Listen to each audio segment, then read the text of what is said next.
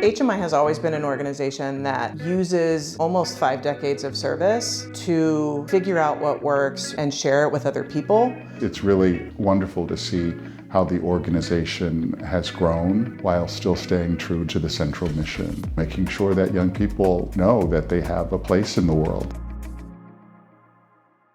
I was the executive director of the Hetrick-Martin Institute from 1990 to 1997, and I actually took over from Damian Martin. We were in the middle of the HIV/AIDS crisis. For civil rights and for an all-out war against AIDS, the people marched today. So I was taking over at an organization that was really hurting from the loss of so many colleagues, staff, and kids. Friends and families of AIDS victims displayed a huge quilt on the Capitol Mall today as a memorial to those who have lost their lives to the deadly disease.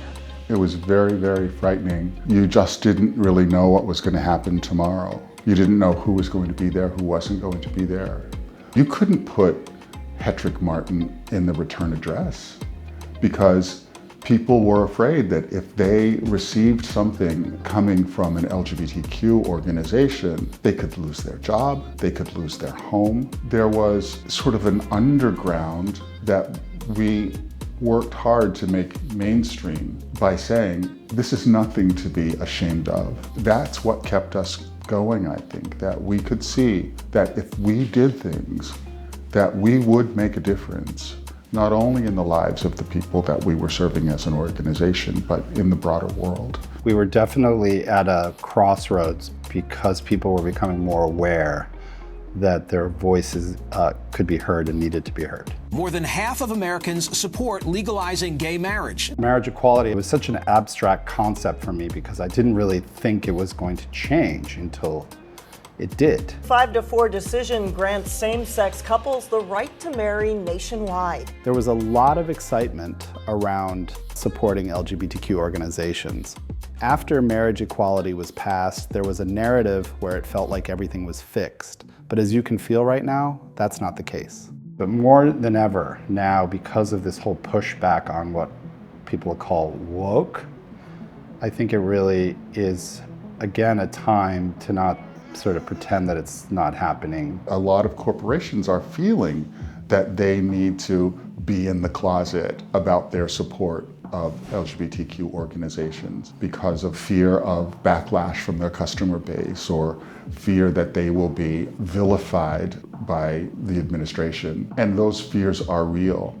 I think what we have to deal with is our own internalized fear. When I was executive director, it was fear for board members and supporters of coming out, and it was fear of HIV and AIDS, all legitimate fears. But what we always have to do is counter that fear in ourselves, because once we address the fear inside of us, we can really speak plainly, frankly, and supportively to the young people and how we need to move forward. So I think you just have to keep rallying around our cause and keep pushing forward and fight. I hate to say it. We thought we didn't have to fight, but I think it's always going to be that way. We were founded in the midst of a crisis, and we find ourselves in a crisis again. I think the big difference is that 35 years ago, we were blazing a trail. What do we want? What do we want? There were people who just said, you can't have these things that you want because that's not the way the world works.